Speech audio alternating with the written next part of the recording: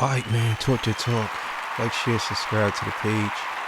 Hit the thumbs up button if you like the content. You know I had to bring Snake Eyes back. You know what I'm saying? So look, today we're going to talk about, is Drake still teasing Kendrick? And is Drake really going to drop another diss track? You know what I'm saying? Gonna watch a little video. And yeah, we'll be back to discuss. Before I do that, this is Torture Talk. I want y'all to understand what you're seeing now is Snake Eyes. They call me the Hidden Gem. If you would like, subscribe to the content. If you're still on the fence, I hope I earned your subscription today. Also, too, if you would like to donate, links will be on the page and be in the description below. I don't sell merch, but I do have content, and that's free. So let me earn your subscription. Thank you very much. So look, man, shout out to everybody that donated. I really appreciate that. You know what I'm saying? I wanted to do a separate video on the people that donated, but I don't want to reveal people's names. You know what I'm saying? I don't think that's cool to reveal people's names. So look. All right, man. So let's get right into the video. You know what it is. All right, so let's get it. Despite getting handily defeated by Kendrick at least a dozen times, Drake has continued to poke the bear that previously demolished him, which could result in a reignition of the beef.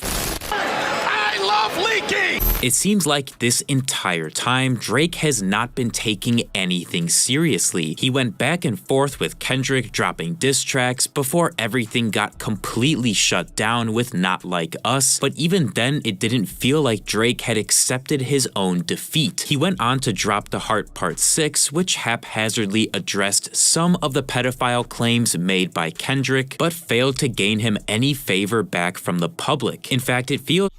Yeah, so I think what Drake is doing, he's playing what they call petty games.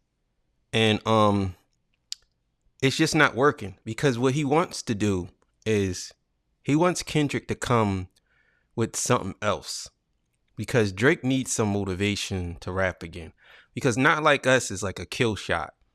So Drake needs Kendrick to jump out the window, and then he can reignite it and say, well, he brought it back up. That's basically what Drake needs right now. Like literally everyone but Drake is aware of and has accepted that he's been completely cooked. But for some reason, he has remained delusional. We heard a few days ago from Gordo, formerly known as DJ Carnage, that Drake is actually happier than he has been in months, which makes zero sense. Fans have speculated that Drake is... I definitely don't believe that. I'll pull my sword out for that. I definitely don't believe that. I definitely don't believe that Drake is happier than what he was. After what he just went through with Kendrick, there's no way you can sit here and tell me that he's happier, or he couldn't be more happier. You just suffered a loss like no hip hop artist has ever suffered. And you're telling me that this man is happy? Come on now, stop. Trying to make a return with a new diss track or a new album, but regardless, it almost feels like there's not enough he can do at this point. According to people like academics, Drake is going to make an insane comeback and prove everyone wrong, while also simultaneously shitting on Kendrick, but that remains to be seen. By and large, the vibe that's coming from Drake is that he does not understand how badly he's been beaten, and this was made insanely obvious yesterday when he actually teased Kendrick publicly on Instagram. Drake reposted a video to his IG story of a fake Drake impersonator doing a very accurate performance of Hotline Bling with the caption, "Sometimes you gotta pop out." See, it's a couple of... I feel conflicted on what he's doing, and I'm going to tell y'all why at the end of this video. You know what I'm saying? I'm going to tell y'all why, but I'm going to let it continue. But this is weird.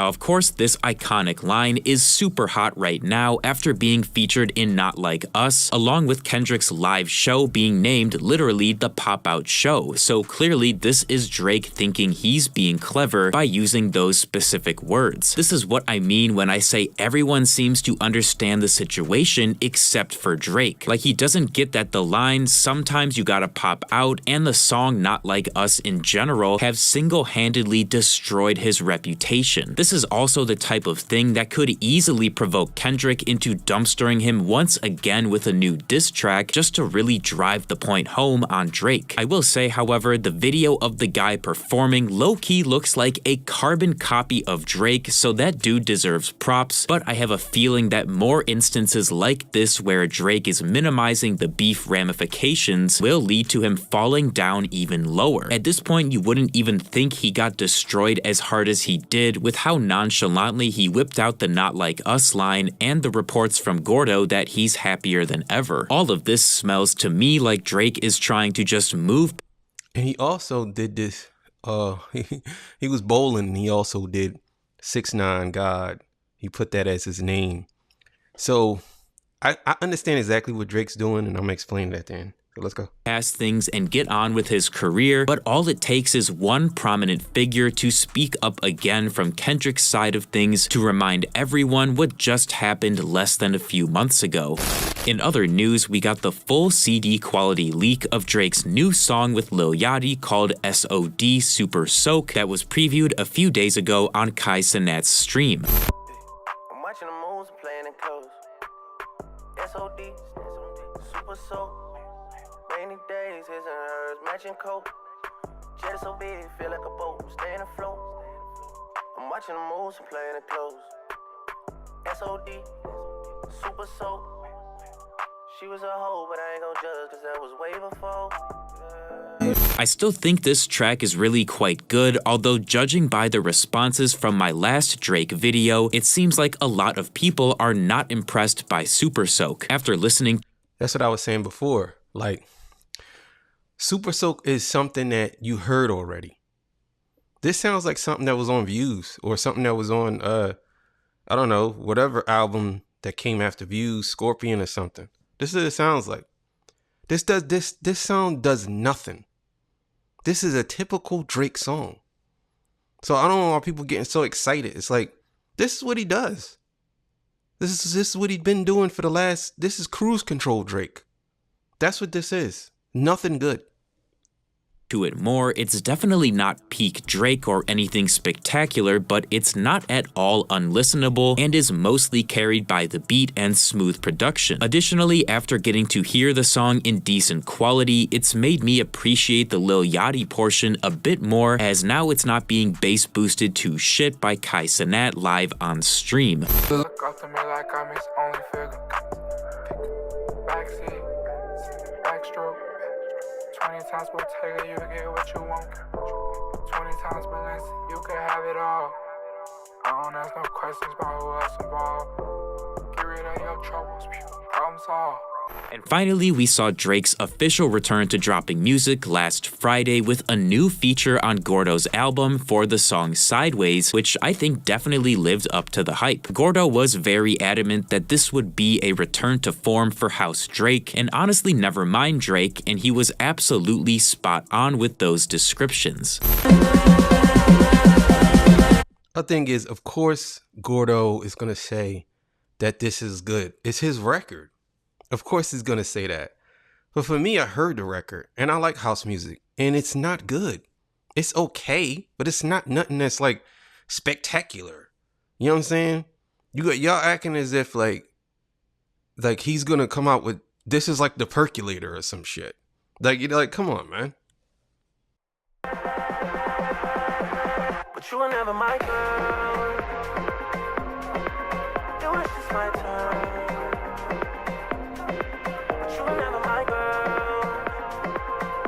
I understand that this is not everyone's cup of tea, but you have to admit that it's at least interesting to hear Drake taking on other genres besides just generic trap like he's known for. I did mention this in my last video, but honestly Nevermind is viewed in a way different light now than it was when it dropped. And perhaps if the response to Sideways is good, we might see Drake do another house/dancehall album. In my opinion, it's refreshing to hear Drake on production like this, and I believe he could easily take over the dancehall genre if he put his full focus into shifting his sound permanently. Thank you guys so much. Yeah, man, go follow that guy. You know what I'm saying? I had to just throw that video in there real quick. Yeah, man. Had to throw that in there real quick. But look, here's the problem with Drake and here's the problem with a lot of Drake fans too, is they don't know what to actually root for anymore. I think at this point, he's been doing so much mediocre music that people are starting to notice that now. And now people are starting to see that his music wasn't as good after a certain point, but they was just liking him because they're his fans. You know what I'm saying? Or people just like him because Drake had this way of making it out to be where he's like the golden boy, kind of like how Puffy was back in the day. You know what I'm saying? Puffy had he had the Midas touch. So it's basically everything he touched turned to gold. Even if it was shit, he made it turn to gold. I think that that's what a lot of hip hop and a lot of people who support Drake, I think that that's how they view Drake. It's like he always have all the hits. So even if he does something that's completely garbage, they'll classify it as a hit because it charted. So even if it's even if it's a terrible song, they will be like, well, it was a hit though. They'll defend it even if it was bad. They'll still defend it because they'll say, well, it was a hit. It was a hit. You know what I'm saying? And my thing is like, why are we defending trash? Why are we defending trash? And I think that Drake kind of knows that. So, and I said this on my last video, and I'm going to say this again. Drake has to come out with something that is phenomenal. He can't come out with something that's all right, because we've been getting that version of Drake for the past 10 years. Everything's been all right. He hasn't done nothing. Name me a Drake song that's actually been hip hop wise, that's actually been so good that it transcended. You know what I'm saying? Like okay, we can use I'm not even gonna use Not Like Us. We're not gonna use that. We can use I Love Myself. I Love Myself transcended. Name me a song that Drake has done that's in hip hop that transcend like that, to the point where it's like, okay, this is hip hop. This is what it is. You know what I'm saying? I know some people might say God's Plan, but to me, God's Plan is playing that line of singing and rapping. It's not a rap song. You know what I'm saying? I don't think he has any, really, to be honest with you. You know what I'm saying? So I think people have become complacent when it comes to Drake. They just fell into this hole where it's like, no matter what he does, no matter what he feeds these people, it's to them, it's still good. They don't care if it's terrible. I used to be a fan like that back in the day with certain artists. I didn't care what they put out. I was just a fan. And then I realized that sometimes you have to confront your favorite artists, because if you don't, they're always going to put out mediocre stuff because they feel like, well, if it's good enough for this, or if it's good enough to sell, then it's cool. And I know people might say, well, he has people over top of him making moves or whatever. This is the thing. If you are a good artist, it don't matter if you have people over top of you. It don't. You know what I'm saying?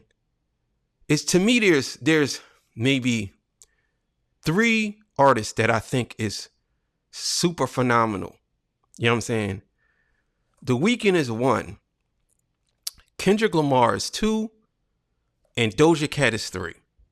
To me, them people, if you look at their career and look at how they move and how they do their artistry, their songs, everything, to me, they try their best to create something different or new or something from something that was epic. They try to make something epic. You know what I'm saying? That's why I like them three artists. Those are my favorite three artists right now. You know what I'm saying? And there's other people too. But them right there are the ones that stick out to me. Because every time I see something from them, what they do, I run to their album to hear it. And I know people say, well, Doja Cat is this. I followed Doja Cat before she was even big. When she was on Periscope, freestyling every Friday night. She's super fire. And she can rap. She can rap her ass off. I don't know if a lot of y'all don't know that. But go watch her stuff before she did the Move song because she said that, well, most people are not going to pay attention to me unless I do something stupid. And then once I get them, then I'm going to do my... I understand that's the whole method of pulling people in. I get it. You know what I'm saying? And I understand that's deliberate. But it's a difference between being deliberate and actually doing that because you can't do nothing else. And I think that's Drake. Drake is at a point in his career where he needs help. He can't do anything on his own. He needs help. Everything that he's doing, someone's helping him do it. Everything. I totally believe that now. Before I was like, well, I was scratching my head. You know what I'm saying? I'm like, I don't know if Drake wrote this or Drake did. I was defending him back in the day. But I can't defend him no more because he literally doesn't do anything. He don't. So everything you hear, trust and believe, is someone else's sound and he's just jumping on it. You know what I'm saying? Jumping on that wave. But either way, man, that's the show. Thank y'all for tuning in, and I'll see y'all again. Peace. I'm out.